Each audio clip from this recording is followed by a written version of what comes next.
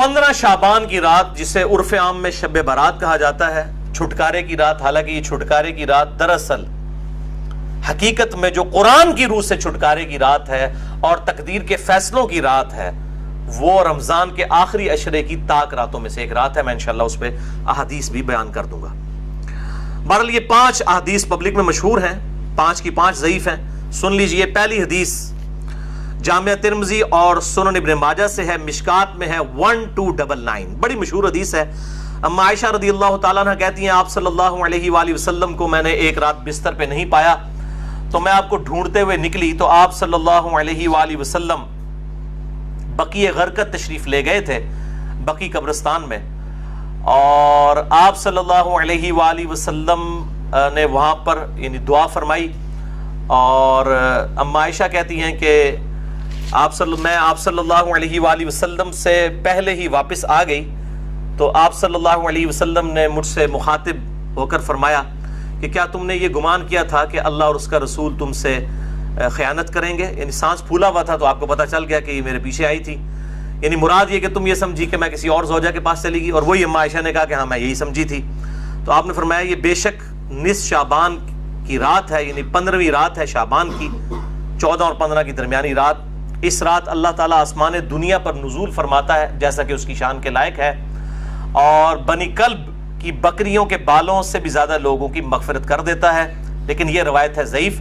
Doctor Tahir al-Qadri صاحب یہ روایت پڑھتے پڑھتے ٹھٹک گئے، کیونکہ اس کے آگے لکھا تھا امام ترمذی نے کہ روایتی جعلی ہے، لیکن یہ علماء اتنے بے شرم ہیں اور بالکل خیال نہیں کرتے ہیں کہ آدھی حدیثیں پڑھتے ہیں، اور چلے کوئی جاہل ہو تو ہم اس کو بینیفٹ آف ڈاؤٹ دے سکتے ہیں، لیکن اگر کوئی عالم اس طرح کی کام کرے گا تو اس کو تو پھر ہم نہیں چھوڑیں گے۔ یہ بے شرمی کی انتہا ہے اور علمی خیانت کی انتہا ہے۔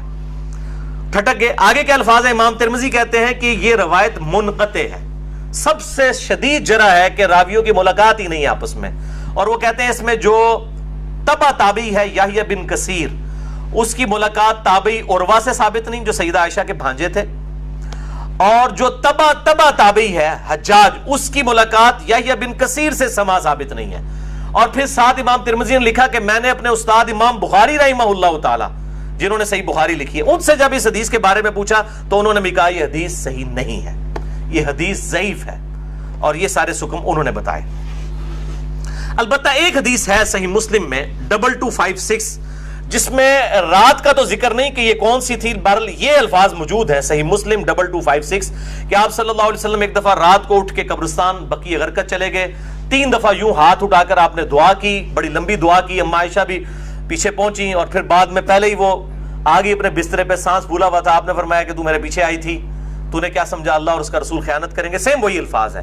پھر آپ نے فرمایا کہ جب تم سوئی ہوئی تھی، لیٹی ہوئی تھی، میں نے گمان کیا کہ تم سو گئی ہو، میرے پاس جبرائیل آئے تھے، انہوں نے مجھے اللہ کا پیغام دیا کہ جا کر بقیع غرقد میں جو دفن ہیں مسلمان ان کے لیے دعائے مغفرت کریں، تو میں ان کی دعائے مغفرت کے لیے بقیع غرقد قبرستان میں آیا اور 3 دفعہ ہاتھ اٹھا کے دعا کی۔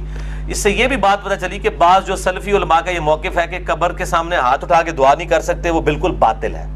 قبر کے سامنے ہاتھ اٹھا کے دعا کر سکتے ہیں، اور اس میں یہ نہیں ہے کہ وہ قبر والے سے مانگ رہے ہیں، وہ آپ اللہ ہی سے مانگ رہے ہیں۔ نبی صلی اللہ علیہ وسلم نے بقیع غرقد قبرستان میں 3 دفعہ ہاتھ اٹھا کے دعا کی، صحیح مسلم 2256۔ بلکہ المستدرک للحاکم میں موجود ہے کہ تمہارا رب حیا فرماتا ہے اس شخص سے جو ہاتھ اٹھا کے دعا کرے کہ اسے محروم لوٹائے۔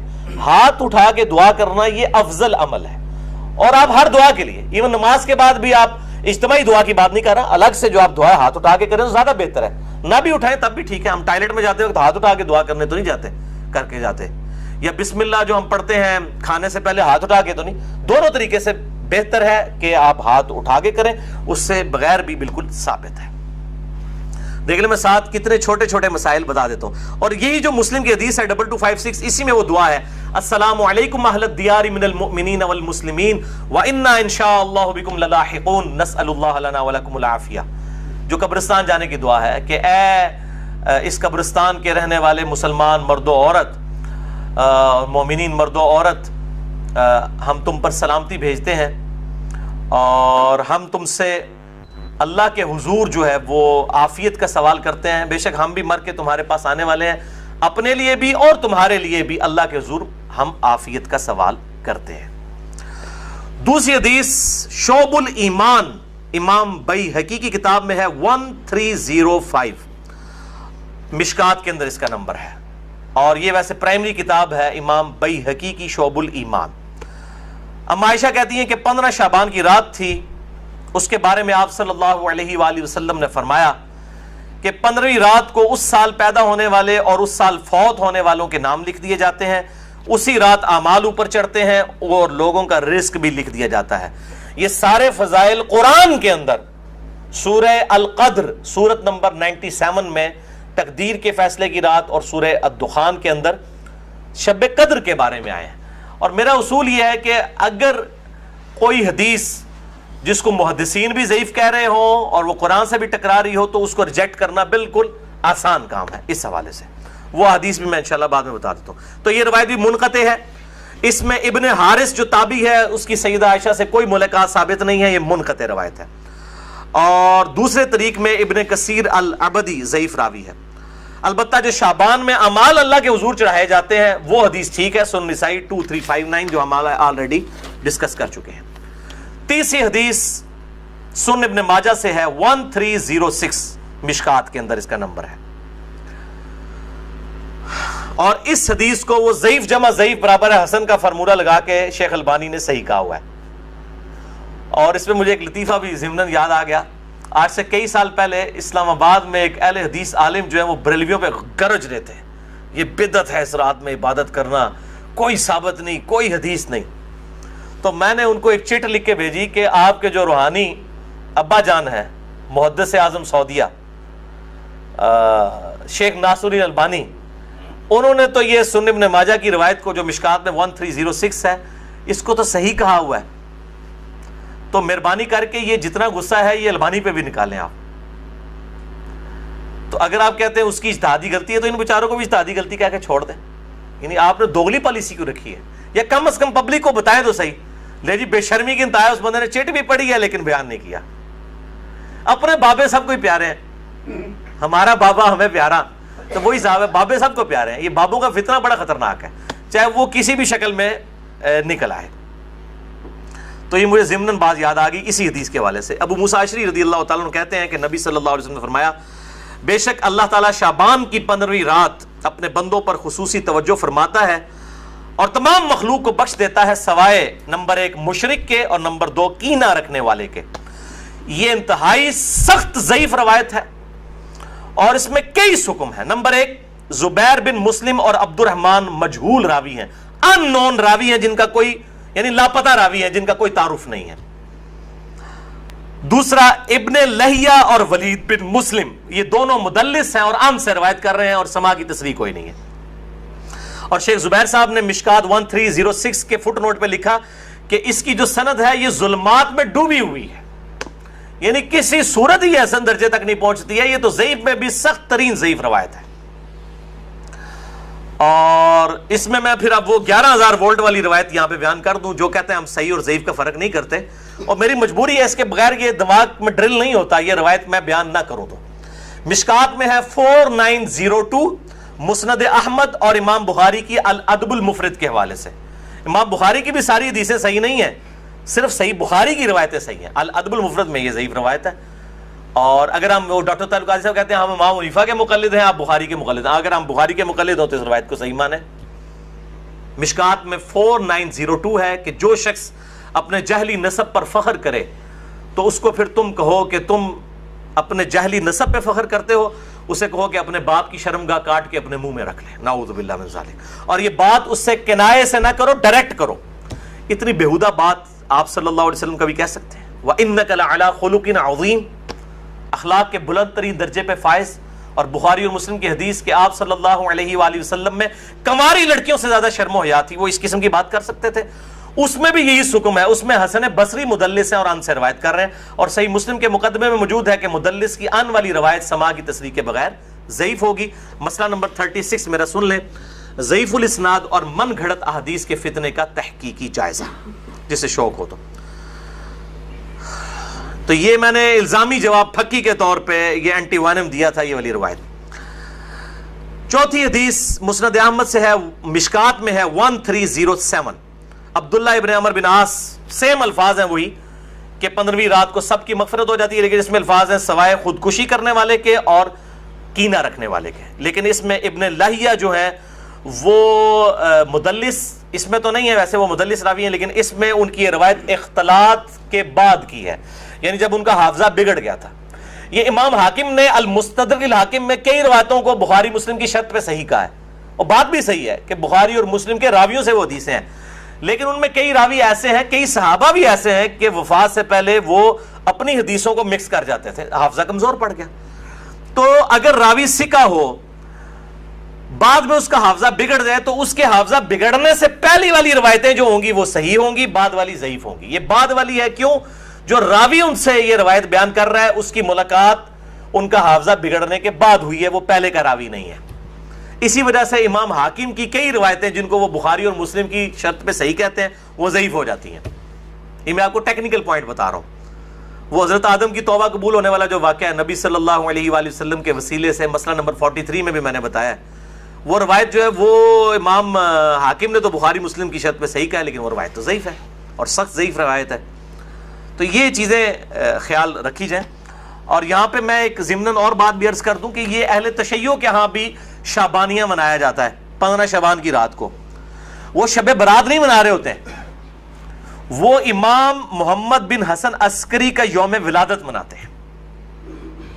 ان کے ہاں بھی یہ کانسیپٹ نہیں ہے شب برات والا، لیکن وہ ہمارے بریلوی بھائی خوش ہو رہے ہوتے ہیں کہ انہوں نے بھی لائٹنگ کی ہوئی ہے، ہم نے بھی کی ہے، تے سنی شیعہ دا اجماع بنا لیندے نے. دیکھو اجماع کوئی نہیں ہے، وہ اپنے چکر چ ہوندے ہیں، تسی اپنے چکر چ ہوندے ہو. ٹھیک ہے، اسی اپنے چکر چ اسی اپنی آخرت دی فکر چ. تو وہ امام محمد بن حسن عسکری کا یوم ولادت. 5ویں حدیث سنن ابن ماجہ سے ہے، مشکات میں 1308. مولا علی رضی اللہ تعالیٰ عنہ علیہ السلام سے ہے کہ جب شعبان کی 15ویں رات ہو تو آپ صلی اللہ علیہ وسلم نے فرمایا دن کا قیام کرو، رات کا قیام کرو، دن کا روزہ رکھو. اب دن کا روزہ الگ سے صحیح مسلم وہ 27 جو 45 نمبر حدیث تھی اس سے ثابت ہے، اس کی وجہ سے میں نہیں، وہ الگ سے، کیونکہ غروب آفتاب سے طلوع فجر تک آسمان دنیا پر اللہ تعالیٰ نزول فرماتا ہے اور کہتا ہے کوئی مغفرت کا طالب کہ میں اسے بخش دوں، ہے کوئی رزق مانگنے والا کہ میں اسے عطا کروں، ہے کوئی عافیت چاہنے والا کہ اسے عافیت دوں. اور یہ سلسلہ طلوع فجر تک حتی مطلع الفجر، وہ جو سورہ قدر میں شب قدر کے بارے میں آتا ہے یہ وہی الفاظ ہیں. یہ روزانہ ہوتا ہے، تہائی رات آخری جب رہ جاتی ہے. بخاری مسلم کے حوالے سے میں حدیث بیان کر چکا ہوں. تو 15 شعبان کا روزہ جو ہے وہ معاملہ بالکل الگ ہے. اس حوالے سے اور کئی روایتیں ہیں. شیخ زبیر زئی رحمہ اللہ تعالیٰ نے ایک پورا مضمون لکھا تھا جو مقالات کی پہلی جلد کے اندر وہ مضمون موجود ہے، جسے شوق ہے تو وہ پڑھ سکتا ہے. 14-15 صفحوں کا مضمون ہے جس میں انہوں نے یہ ساری بحثیں اس کی ضعیف روایتوں کے حوالے سے کی ہیں، اور انہوں نے ہی ایک صحیح قول بھی ایک تابعی کا لکھا. لیکن چونکہ تابعی کا قول مقطوع ہوتا ہے اور تابعی اگر کوئی غیب کی بات کرے گا تو وہ ضروری نہیں کسی صحابی سے سنی ہو، وہ کسی دوسرے تابعی سے بھی سن سکتا ہے. صحابی کی غیبی خبر جو ہے نا بیان کی ہوئی وہ امپلائڈ ہے کہ نبی صلی اللہ علیہ وآلہ وسلم سے سنی ہے. صحابی کی جو مرسل ہے وہ ایکسیپٹیبل ہے، اسے ہم موقوف روایت کہتے ہیں. تابعی کی مرسل ایکسیپٹیبل نہیں، اس کو ہم مقطوع کہتے ہیں. یہ غیبی خبر سے متعلق ہے، لیکن یہ تابعی تک قول ثابت ہے. اس کا مطلب یہ ہوا کہ اس زمانے میں بھی یہ مسئلہ موجود تھا. مکحول تابعی ہیں شام کے، یہ مشہور تابعی ہیں، اور ان کے بارے میں مشہور ہے کہ اکثر مرسل روایتیں چھوٹے ہوئے واسطوں والی بیان کرتے تھے. شعب الایمان امام بیہقی کی کتاب میں انٹرنیشنل نمبر کے مطابق 3671 نمبر یہ روایت ہے. وہ کہتے ہیں کہ 15ویں شعبان کو اللہ تعالیٰ زمین والوں کی طرف متوجہ ہوتا ہے 15ویں شعبان کی رات کو، اور کافر اور کینہ رکھنے والے کے سوا سب کو بخش دیتا ہے. اب یہ روایتیں اتنی زیادہ ہیں کہ اس کی وجہ سے بعض اہل حدیث علماء کا بھی یہ موقف ہے کہ کچھ نہ کچھ اس کی اصل موجود ہے. اکثر تو نہیں مانتے لیکن کچھ اہل حدیث علماء بھی مانتے ہیں، اور دیوبند بریلوی تو ویسے ہی مانتے ہیں. اور میرا موقف شروع سے جو تھا وہی ہے کہ میں ہمیشہ فتویٰ نہیں لگاتا، خود کرتا نہیں ہوں، کسی پہ فتویٰ نہیں لگاتا. میرا مسئلہ نمبر 44 پرانا بھی سن لیں اور اب یہ نیا بھی آج ریکارڈ ہو رہا ہے. میرا موقف وہی تھا 5 سال پہلے بھی، اور باقی میں خود کیوں نہیں کرتا، جب تک کوئی چیز اتھینٹیکیٹ نہ ہو جائے تو نہیں کرنی چاہیے. یہ اکثر کہتے ہیں نیکی کا کام ہے، خیر ہے کرنے دو جی. لوگ سال کے بعد اگر کوئی نکلی ہے عبادت کے لیے، تو میرے بھائی سال کے بعد لوگ عید کی نماز کے لیے نکلتے ہیں، تو آپ عید کی اذان کیوں نہیں دیتے ہیں لوگوں کو بلانے کے لیے؟ نہیں جی ثابت نہیں ہے. تو کیا ثابت نہ ہوئی تو کیا ہوا, گناہ کا کام تو نہیں ہے, دے دیا کریں ایگزام. سال بعد لوگوں نے عید پڑھنے کے لیے نکلنا ہوتا ہے. پکیجے الزامی جواب, اینٹی وینم, لاجیکل آنسر. تو کہیں گے نہیں جی ثابت نہیں. بھئی آپ کا تو فارمولہ تھا, ثابت ہو یا نہ ہو, نیکی کا کام ہے تو کر لیں. تو عید کی اذان دے دیں, جنازے کی اذان دے دیں, کیوں نہیں دیتے؟ کہتے ہیں جی نبی صلی اللہ علیہ وآلہ وسلم سے ثابت نہیں. ہم بھی یہی کہہ رہے ہیں. اور پھر اس حدیث کو بھی یاد کر لیں جو صحیح مسلم میں 2684 اور مشکات میں 2052 ہے کہ آپ صلی اللہ علیہ وآلہ وسلم نے جمعے کے دن کو اور جمعے کی رات یعنی شب جمعہ کو قیام کے لیے مخصوص کر لینا, یعنی میں نے صرف یہ اسی میں ہی قیام کرنا ہے, اس سے منع فرمایا ہے. اور الا یہ کہ کسی کے روزے پہلے سے چلتے آ رہے ہوں یا کوئی پرٹیکولر روزہ آ جائے, جس طرح 10 محرم کا روزہ آ گیا یا یوم عرفہ کا, وہ رکھ سکتا ہے, اس کے علاوہ نہیں. اور بیسیکلی مقصد تھا مخالفت یہود و نصارہ کی. یہودیوں نے ہفتے کے دن کو مخصوص کیا اور عیسائیوں نے اتوار کو, تو کہیں مسلمان جمعہ ہی نہ پھاڑ لین خالی, اور پھر بھی مسلمان بعض نہیں ہے انہوں نے جمعہ پھاڑ لیا ہے, خیال ہونا پھر بھی کوئی نہیں کیا. وَلِعَوْذُ بِاللَّهِ تَعَالَى.